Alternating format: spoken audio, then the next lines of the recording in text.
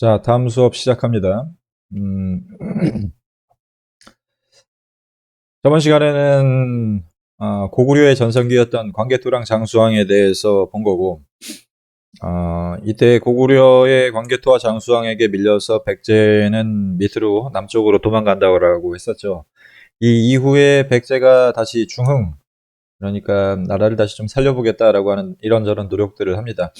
예전에 잘 나갈 때는 해상교역로에서 어디를 지나다녀도 이제 백제가 막히는 곳이 없을 정도로 영토가 굉장히 넓었었고, 영토가 꽤 넓었었고, 특히 바다에서는 거의 막강히 있었는데, 이제 남쪽으로 밀려가지고 약간 좀 약해진 상황에서 어떻게 백제가 좀 다시 나라를 살려보려고 노력을 했는지에 대한 내용이 여기 밑에 있는 내용들이야.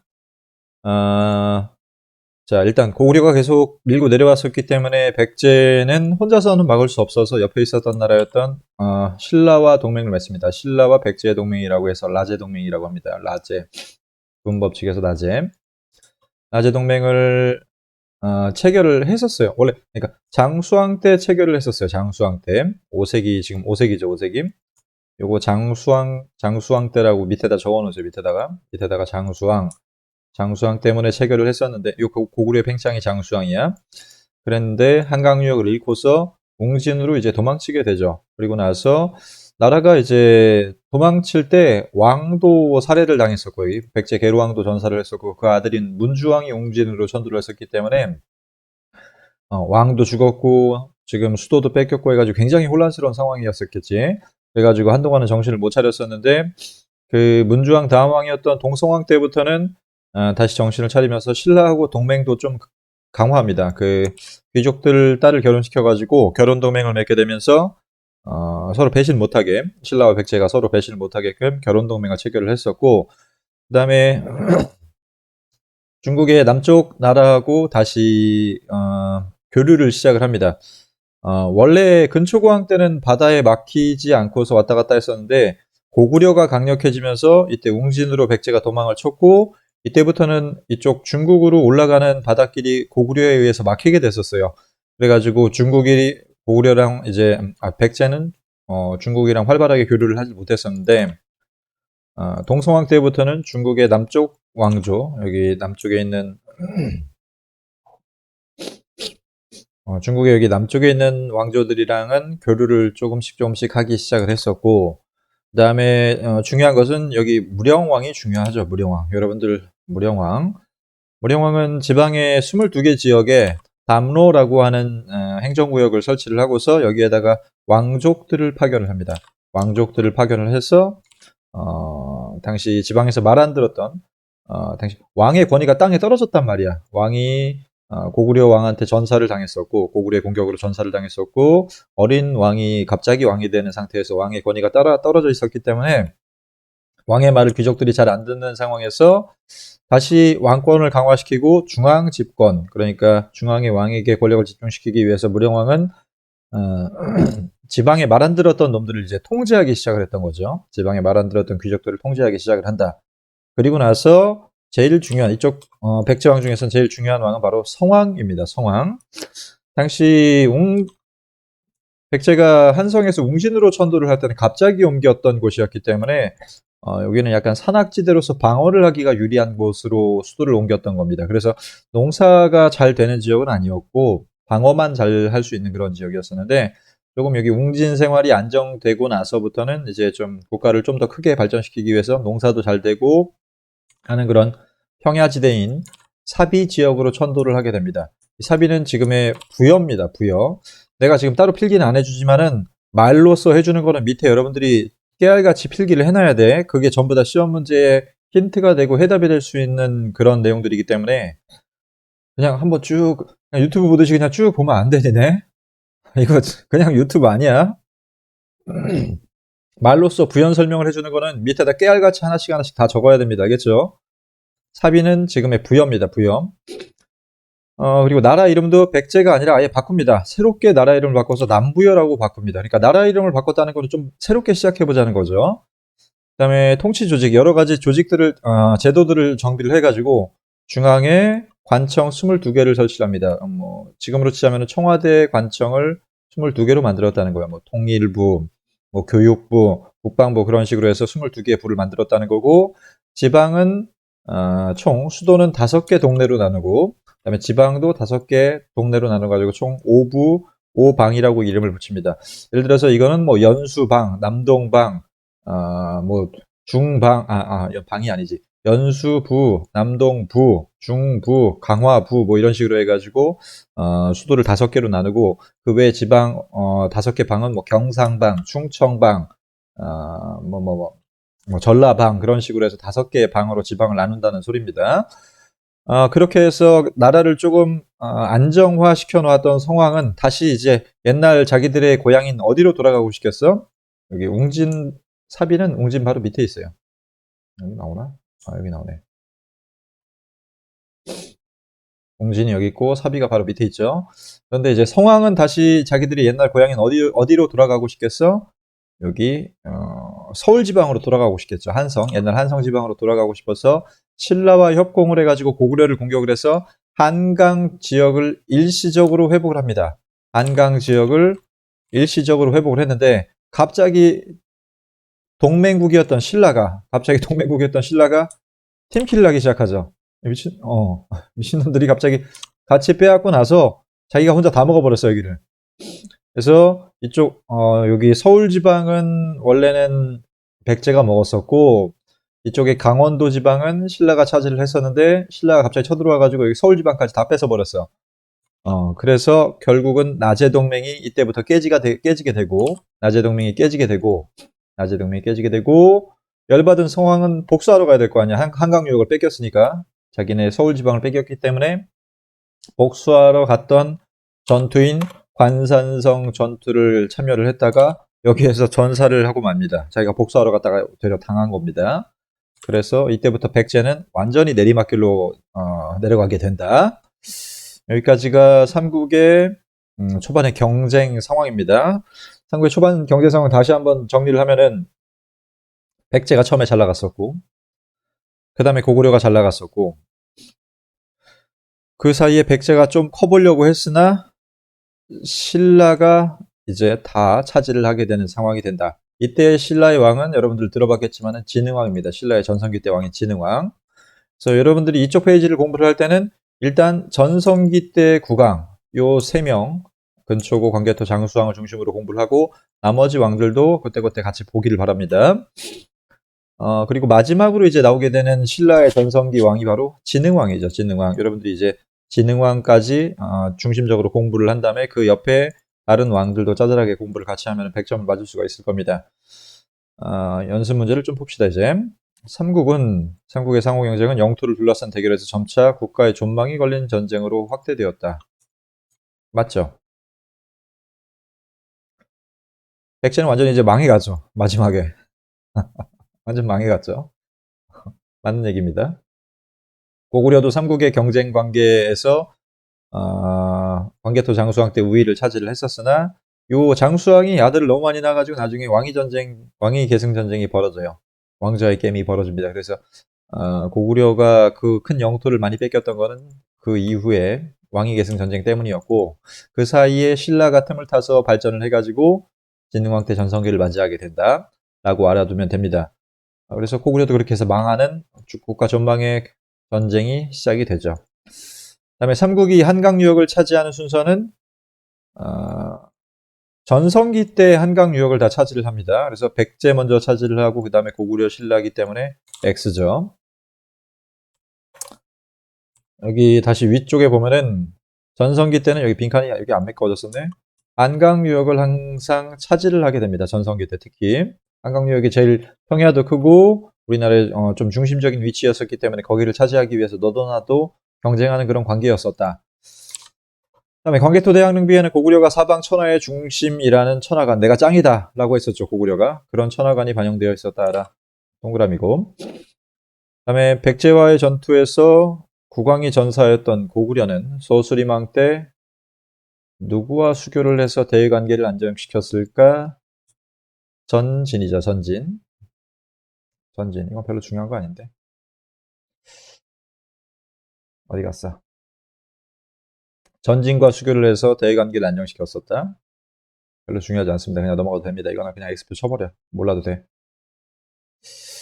학습지를 옆에 옆반 선생님이 거의 만들어 주시는 거라서 나는 그거를 이용을 해서 수업을 주로 하는 겁니다. 그 다음에 고구려가 5세기 남한강유역까지 진출한 사실은 남한강, 한강은 북한강이 있고 남한강 두 개가 있습니다. 한강은. 그래서 북쪽 지방을 차지했던 건 처음에는 광개토대왕이고 남쪽 지방을 차지했던 것은 장수왕이기 때문에 충주 고구려비가 답이 되겠죠. 그다음에 신라와 백제가 연합하여 한강 유역을 차지한 것은 아까 얘기했죠. 진흥왕한테 팀킬 당한다고. 진흥왕한테 팀킬 당한다. 서로 관계 있는 것끼리 바르게 연결하시오. 성왕은 어디로 수도를 옮긴다? 사비로 수도를 옮겨서 다시 한강으로 돌아가려고 했으나 진흥왕한테 팀킬 당해가지고 죽는다. 소수리망은 율령을 반포를 해서 고구려를 안정시키고 무령왕은 22개 지역의 행정구역을 설치를 해가지고 거기에 왕족을 파견해서 말 안 들었던 귀족들을 감시하는 역할을 쥐어준다 라고 알아두면 됩니다. 백제는 이게 뭐야? 백제 전성기 때 왕에 대한 얘기죠. 근초구 왕은 남으로는 누구를 정복했나? 남으로는 누구를 정복한다? 마한 지역을 다 차지를 하죠. 아까 얘기했었죠. 근초구 왕의 내용을 보면은 마한 지역을 다 복속시키고 복속이라는 건 그러니까 다 먹었다는 얘기야. 정복한다. 북쪽으로는 평양을 공격했고 그렇게 해서 중국 백제 가야 외를 연결하는 해상 무역을 다 장악을 했었다. 다음 다 지금 전성기 때 왕들입니다. 여기 밑에 광개토대왕은 남쪽으로는 백제를 압박하고 신라의 어떤 왕을 도와서 왜군을 격퇴했다. 내무랑을 도와서 왜군을 격퇴했고 그다음에 그 상태에서 그냥 집으로 돌아간 게 아니라 가야를 공격한 뒤에 신라에다가 이래라 저래라 이제 군대를 놔두고서 이래라 저래라 간섭하는 그런 좀 우월적인 위치를 차지하고 있었다. 다전성기 때 왕, 고구려의 장수왕은 남하라고 하는 것보단 남진이라고 하는 표현이 맞습니다. 남진, 이거 고치세요. 남진 정책을 펼쳐서 평양으로 수도를 옮겼었고, 그래서 백제와 신라는 장수왕이 내려오니까는 둘이 무서워가지고 무슨 동맹을 맺었다? 나제 동맹을 체결했었다. 까지가 앞에서 배웠던 내용이고 몇 분 촬영했는지 보자. 12분. 이건 빨리 끝날 수 있을까? 진흥왕까지만 보면 끝날 수 있을 것 같아요. 봅시다. 이제부터는 이제 신라의 전성기 상황을 좀 보겠습니다. 신라의 전성기 상황. 자, 5세기에 이거는 5세기라고 적는 것보다는 내물왕이라고 이름을 적습니다. 내물왕. 다 중요하네. 내물왕, 지증왕 이거 다 외워야 돼요. 미안합니다. 다 외워. 내가 외우라는 거는 모든 단어들을 다 외우라는 게 아니라 요 중요 키워드들을 중심으로 이해를 하고 외우라는 뜻입니다. 내무랑이 중요한 이유는 내무랑 자체보다도 광개토대왕이랑 연관되기 때문에 중요합니다. 수능에서 얘랑 연관돼서 많이 나옵니다. 그래서 광개토대왕의 도움으로 왜군을 격퇴한다. 이거 지금 3시간 연속으로 했던 얘기야. 3시간 연속으로 했던 얘기입니다. 그래서 광개토대왕의 왜군을 격퇴한 뒤에 광개토대왕이 왜군을 격퇴한 뒤에 신라에다 군대를 놔두고서 이래라 저래라 간섭한다라고 했었죠. 그때 신라에 머물던 군대가 사용했던 그릇이 발견됩니다. 이게 당시 호우총이라고 하는 무덤에서 발견됐기 때문에 이걸 호우명 그릇이라고 합니다. 호우명 그릇. 고구려의 간섭이 있었고 그걸 증명하는 그릇이 유물이 하나 발견이 된 게 바로 호우명 그릇이다. 이게 바로 호우명 그릇입니다. 이 그릇은 신라에서 발견된 그릇인데 자세히 보면은 광개토라고 하는 이름이 박혀 있는 그릇이 신라에서 발견돼요. 신라에서. 그래서 이게 신라에서 발견됐다는 것은 광개토대왕이 어쨌든 신라에 왔다 갔다 이렇게 교류를 했었다. 그러니까 고구려 사람들이 신라에 왔다 갔다 했었다라는 걸 증명하는 것이죠. 그래서 광개토대왕의 도움으로 왜군을 격퇴했다. 그리고 고구려의 간섭을 받았다라고 하는 옛날 기록이 있습니다. 한 1000년 전 기록이야. 1000년 전 기록이 있는데 그걸 호우명 그릇이 증명하고 있다라고 생각하면 됩니다. 그리고 이때부터 신라도 나제 동맹으로 대응을 하죠. 나제 동맹은 내무랑이 아니라서 이거를 그냥 5세기라고 적으셨구나. 요 내용만 내무랑입니다, 여러분. 요 내용만 내무랑이야. 이 내용만 내무랑이고 요 밑에 내용은 내무랑이 아니야. 알겠죠? 요 밑에 내용은 내무랑이 아니야. 여러분들이 잘 구분해서 필기할 때 내가 지금 컴퓨터기 때문에 못 써주는 거야. 컴퓨터기 때문에 지금 못 써주는 거죠. 여러분들이 따로 필기를 해야 됩니다. 계속. 자, 낮의 동맹으로 5세기 대응을 해서 조금씩 발전하기 시작합니다. 비약적이라기보다는 그냥 조금씩 발전하기 시작한다. 6세기에 지징왕 때로 갑시다. 지징왕이 6세기 맞나? 내가 요거를 나중에 나눠줄게요. 요걸로 보는 게 편할 거예요, 여러분들. 요거는 옆반 선생님이 지금 학습지, 지금 여러분들이 올해 교과서가 처음 나온 교과서야. 새로 바뀐 첫 번째 교과서야 돼, 내가. 그거를 처음 쓰는 건데, 그전 교과서는 이명박까지가 교과서에 나왔었고, 너네 교과서에 박근혜 얘기까지 나와. 박근혜 대통령 친구 박탈당했나? 어쨌든, 박근혜까지가 대통령, 그 시험 범위로 나옵니다. 여러분들 역사책에. 그리고 나서 한국사책이 많이 개편이 됐는데, 조선시대 이전의 내용들이 엄청나게 축소됐어. 내용들이. 그리고 일제강점기 부분부터 시작을 해가지고 양이 엄청 늘어나서 최근 시대를 굉장히 많이 배우게끔 여러분들 교과서가 개편됐습니다. 그래서 여기 보면 되게 빽빽하게 들어가 있잖아. 여기에서 한 3, 40%는 빠져야 돼, 지금. 내가 이건 빼가지고 여러분들한테 나중에, 인쇄를 해줄게요. 이거는 빼가지고 인쇄를 해줄 텐데. 그러다 보니까 그걸 맞춰가지고 학습지를 만들다 보니까는 약간 좀 중간중간이 비어가지고 여러분들이 이해하기가 어려운 부분들이 좀 있습니다. 쭉 그냥 배워야 되는데. 봅시다. 네모랑 다음에 지징왕입니다. 이제 지징왕 때는, 지징왕도 중요하긴 한데, 왜 중요하냐면은, 지징왕은 이것 때문에 그래요. 우산국이라고 하는 지역을 이사부라고 하는 장군을 시켜가지고 복속을 시킵니다. 지금 다 써야 되네. 우산국은 지역 이름이고, 이사부는 장군 이름이고, 이거 니네 나중에 몰라. 내가 말해주는 단어 하나하나를 깨알같이 다 적어야 돼. 이사부라고 하는 장군을 시켜가지고 우산국을 복속을 시키는데, 이때 우산국 안에는 울릉도만 있는 게 아니라 독도까지 같이 있었어요. 독도까지 같이 있었습니다. 그래서 이때 이미 신라가 독도를 우리 영토로 차지를 했다는 것이 명백한 것이기 때문에 지금 일본이 독도가 자기네 거라고 우기는 거는 말도 안 되는 거죠. 일본이 처음으로 독도가 자기네 거라고 우긴 거는 1905년부터야. 우리는 근데 지금 여기 500년대 초부터 지금 독도를 우리 지역에서 왔다 갔다 했단 말이야, 지금. 그래서 지징왕은 이것 때문에 굉장히 중요한 사람으로 여러분들이 생각을 하면 됩니다. 그 외에 지징왕의 중요한 내용들을 보면은, 먼저 첫 번째는 우경. 우경은 소를 데리고 농사하는 거죠. 소우자에 경작하다 할 때 경자. 우경과 수리. 이거는 물을 좀 관리하는 그런 수리 사업. 그러니까 저수지 같은 거 짓는 겁니다.